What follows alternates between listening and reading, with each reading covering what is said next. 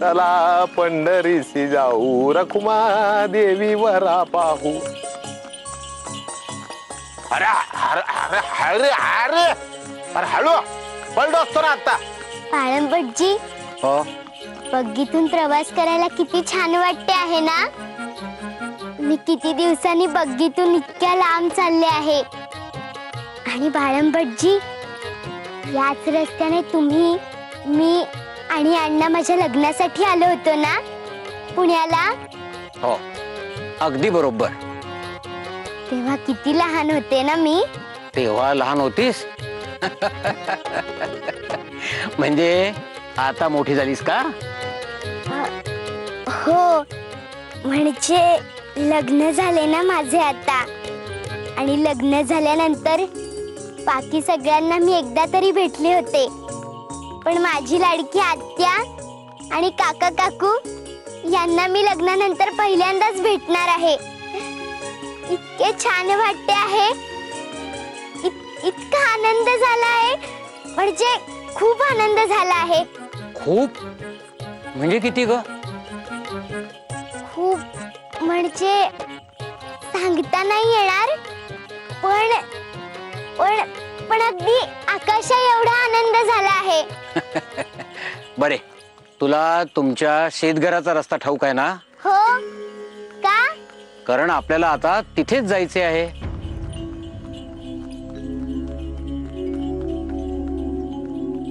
शेतकरी का? कारण आई अण्णा सध्या तिथेच राहायला गेलेत। राहायला म्हणजे? म्हणजे तुमच्या मूळ घराची सध्या डागडुजी चालू आहे म्हणून। पण मग आमचे नदीकाठचे घर किती मोठे आहे, तिथे का नाही गेले राहायला? शेतघर किती लांब आहे आणि किती लहान आहे, आणि तिथे आमचे शेतावरचे गडी राहतात। आता ते तिथे का गेले हे आपण त्यांना तिथे भेटलो की विचारू, म्हणजे कळेलच, हो की नाही? हो, कुठे का असे ना, सगळ्यांना भेटल्याशी कारण मला असे होते आहे की कधी एकदाची मी पोहोचते आहे। हो, पण आपल्याला थोडा वेळ धीर धरावा लागणार आहे।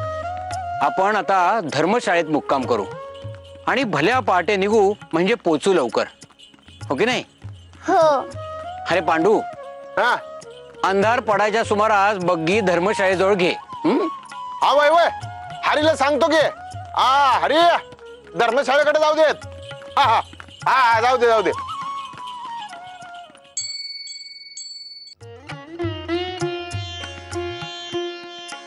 उमाबाईनी, आज सूर्य पूर्वेला उगवलाय की पश्चिमेला? नाही, काम अगदी शांततेत चालली आहेत हो।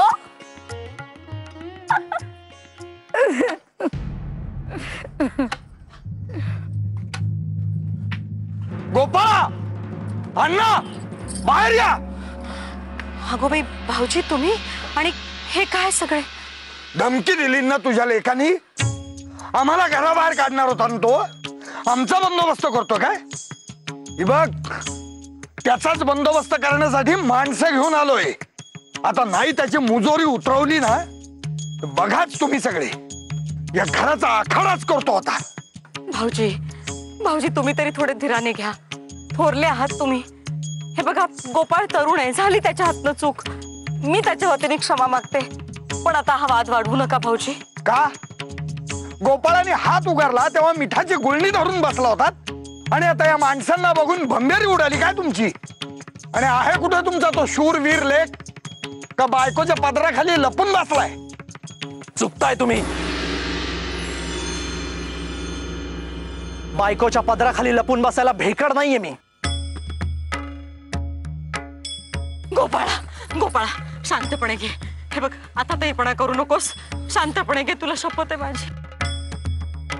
मी दुबळाही नाहीये आणि खोटाही नाहीये, माझी बाजू सत्याची आहे। तरीही मी तुमची क्षमा मागतो, मी तुमच्यावर हात उगारायला नको होता। भाऊजी, माझी शपथ आहे, तू कुणाला काहीही बोलणार नाहीस आणि कोणत्याही परिस्थितीत हात उगारणार नाहीस। आधी लाथ हाणायची आणि नंतर क्षमा मागायची होय? अरे बघता काय, तुडवा त्याला.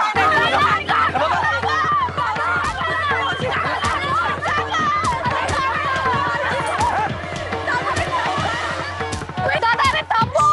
अरे माणसाचं हैवान. चांगले पांग पडलेस हो दादा, चांगले पांग पडलेस. पितरांची चुकी होत असतील वरती. एक शब्द बोलू नकोस.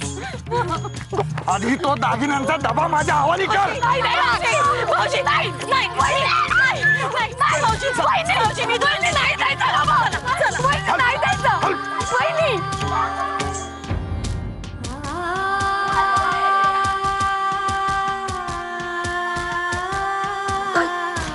दादा, दादा थांबवते. पुरे झाला मार.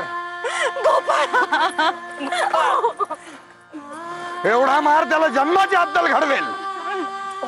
चला रे.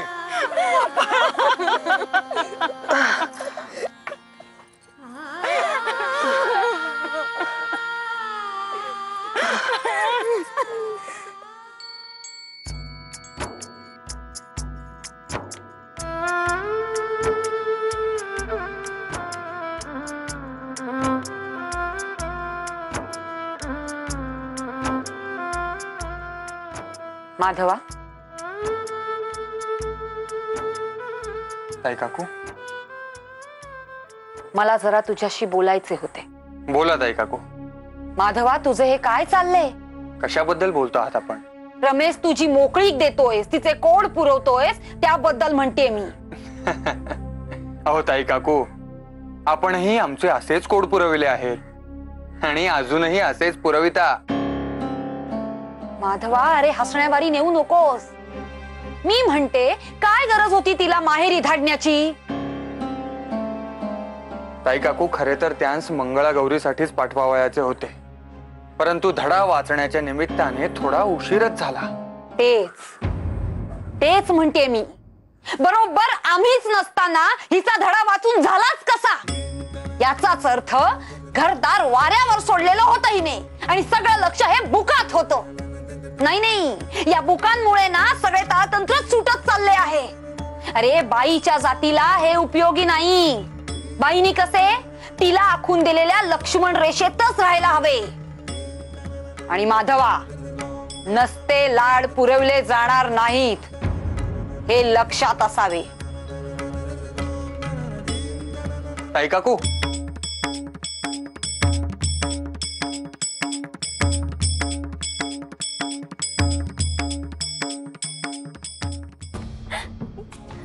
जेव्हा काही करायला हवे होते तेव्हा काही केले नाही आणि आता जखमांवर लेप लावतात. मी तर म्हणते, मीठ का नाही चोळत? सरस्वती, फार बोललीस हो. का आता काही बोलायचंय नाही का? मी शपथ घालून मुलाचे हात बांधून ठेवले. त्याला जेव्हा लाथ्या बुक्क्यांनी तुडवीत होते तेव्हा अगदी मुकाट्याने पाहता आले आणि आता मोठे प्रेमाचे भरते आल्यासारखे करताय. तू मला कितीही बोल लावलेस ना सरस्वती, तरी मला वाईट वाटायचे नाही. आज माझ्या गोपाळने माझा आणि यांचा शब्द पाळला, याचा अभिमानच वाटतो मला. हो तर उदयांची कोणी मान कापून तुमच्या समोर ठेवली ना तरी अभिमानाचेच गोडवे घाल हो तुम्ही.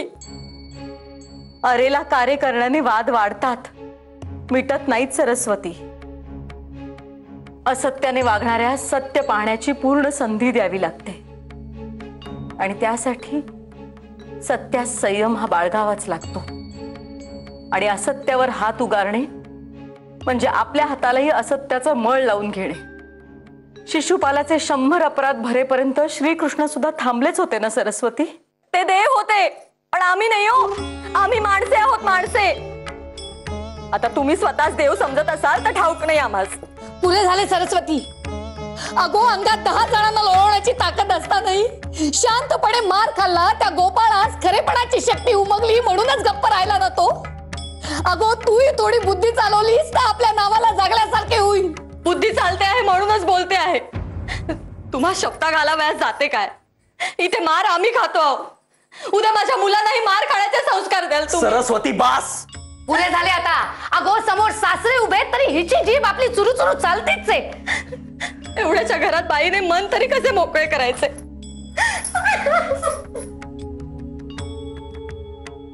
गोपाळा,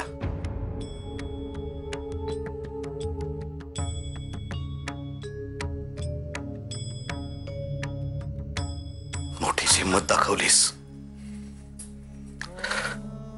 मला अभिमान वाटतो तुझा. आता आता खऱ्या अर्थाने ताठ मानेने चालशील तू.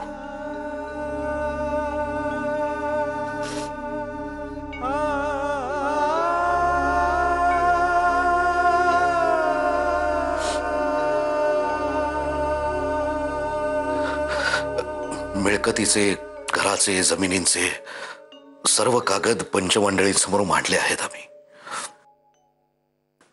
सागरेश्वराच्या कृपेने निर्णय आपल्या बाजूनेच लागेल, खात्री आहे आम्हास. रमा, प्रथम मी तूच पाहाव्यास आलो होतो ना, तेव्हा अण्णांबरोबर याच धर्मशाळेत उतरलो होतो. खरेच? हो. बरं, आता सावकाश जेवून घे. आम्ही बाहेर जाऊन जरा शतपावली करतो आणि लगेच निघायचं बरं का. उद्या ब्राह्म मुहूर्तावर निघायचंय. उन्ह चढायच्या आधीच आपल्याला पोचायला हवे तिकडे. पांडू जी, लक्षात ठेव, नाही तर घोरत पडशील आणि उठायचं नाहीस. नाही नाही नाही, बहिणींचं जेवण झालं की लगेच आवरून घेतो ना. हा ठीक आहे. वहिनी साहेब, नाही म्हणजे तुमची मज्जा आहे. आता आपण उद्या तुमच्या आईकडे जाणार, मग तुमची आई तुम्हाला छान छान पदार्थ करून खाऊ घालणार. हो, मला असे होते आहे की कधी एकदाची आईकडे पोहोचते आहे. मला आईच्या हातचे शकून उंडे खावयाचे आहे. काय? शकून उंडे? हो, शकून उंडे. मुगाची डाळ चांगली सोलीव घेऊन फडक्यात बांधून आधड्यात शिजवते. जरा कच्ची आहे तोच बाहेर काढते. गूळ घालून पुरण वाटून ठेवते. उडदाची डाळ आणि तांदूळ यांचा एकत्र भरड करून दळते. तो भरड तूप मोहन घालून दाट कालवते. नंतर सुपा एवढे पुरण घेऊन कालवलेल्या पिठात बुडवून तळून काढते. आणि पांडू काका, माझ्या आत्याच्या हातच्या साखरपोळ्या म्हणजे पुरे पुरे. वहिनी साहेब नका हो एवढ्या पदार्थांची नावं घेऊ. काही मला असं झालंय, कधी तुमच्या घरी जातोय, तुमच्या आईंनी ना आत्याबाईंनी केलेल्या पदार्थांचा फाडछा पाडतोय. हळू हळू हळू. आले सा पांडू काका? वय वय, सावकाश.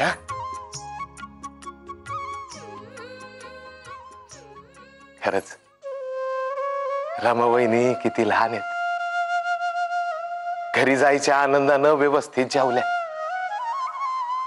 तर मला खात्री आहे धाकल्या मालकांना आज जेवण नकोसं वाटेल. सावकाश होऊ द्या. अगं दुर्गे, तू अजून इथेच उभी आहेस? भाऊसाहेबांना दूध देऊन ये आणि त्यांना म्हणावं सगळे दूध संपवायचे आहे. त्यांना आवडते ना म्हणून थोडीशी सुंठही घातली हो मी त्यात. आणि हो, करवीराच्या वैद्यांनी जे चूर्ण दिले आहे ते देशील ना आठवणीने? हो ताई काकू, दुपारी देखील मीच दिले होते. देते व्यवस्थित, तुम्ही नका काळजी करू.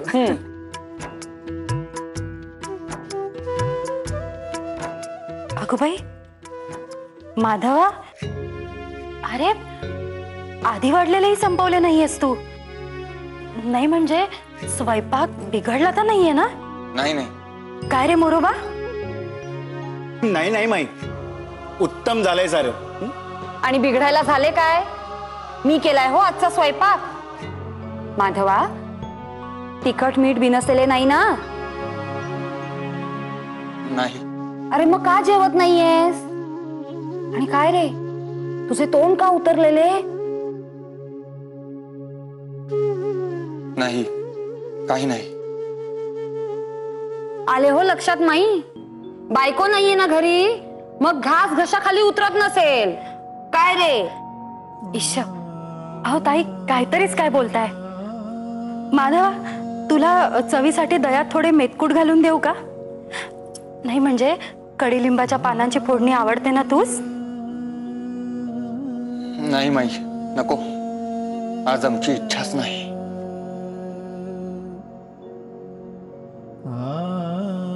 अरे माधवा, माधवराव, अगं बाई, काही नाही, मी जे म्हणते ना तेच खरे. त्या पोरीची की माया नजर कळते हो माई मला. बायकोच्या आठवणीने कसा भिरभिरलाय बघ. तहान भूकही नाहीये याला. याला अन्न पाणी गोड लागत नाहीये. आणि तिला तिला असेल का त्याचे काही? स्वतः बसलीये माहेरी जाऊन. माहेरच्या माणसांसमोर याची आठवण तरी आहे का नाही देव जाणो. सगळे कल्याणच आहे.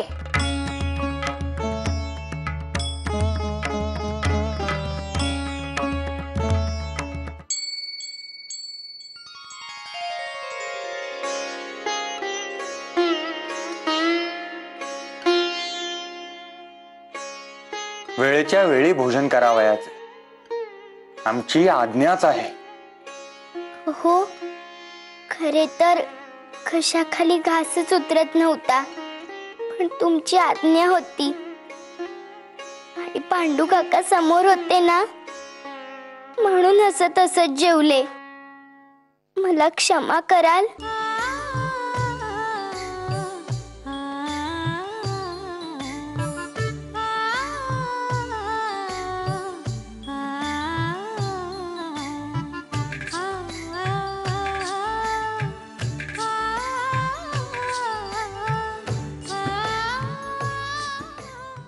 निंदी कोणी मारी, वंदी कोणी पूजा करी. माझं हेही नाही तेही नाही, वेगळा दोही पासोनी. माधवा, जेवण अर्धवट उरकलेस ना? आजी, तुम्हास कसे काय समजले? देवाची द्वारी पोहोचली आता माधवा. देवाने दार उघडले की आम्ही निघालो अनंताच्या प्रवासाला. एका जागेवर बसूनही घरातल्यांचे अंतरंग ओळखण्याची किमया जमते आता या वयात. परंतु आजी, आम्ही तर देवास सांगूनच ठेवलेले आहे, आमच्या आजीसाठी काही दार उघडावयाचे नाही. इतकी माया नको लावूस माधवा, जाताना त्रास होईल. आजी, तुझ्या रमेनेही थोड्या कालावधीत मोठा जीव लावला बाबा. माहेरी जाताना भेटावयास आली. औषधांची हयगय करायची नाही असा दम भरला आणि उशाखाली अंगारा ठेवला. भारी जीव लावलाय हो पोरीने या घरास. ती नाही म्हणून जेवण अर्धवट उरकलेस ना?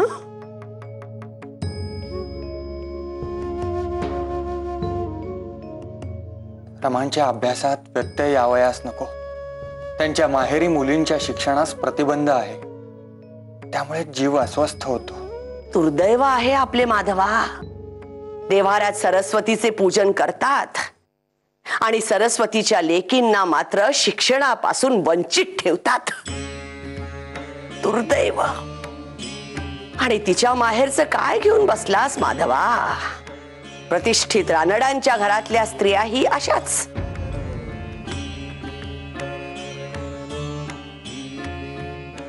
असा खिन्न नको होस. तुझी उमेदच या घराचे वासे मजबूत करते बघ. काळ बदलेल, स्त्रियांसाठीही अनुकूल परिस्थिती तयार होईल. माझा तुझ्यावर आणि तुझ्यासारखे काम करणाऱ्या सर्वांवर विश्वास आहे हो. थोडा वेळ लागेल पण होईल हो, होईल. तुझा तो अभंग पूर्ण कर बरे. निंदी कोणी मारी, वंदी कोणी पूजा करी. माझं हेही नाही तेही नाही, वेगळा दोही पासोनी. देह भोग भोगे घडे, जे जे जोडे ते ते बरे. झुले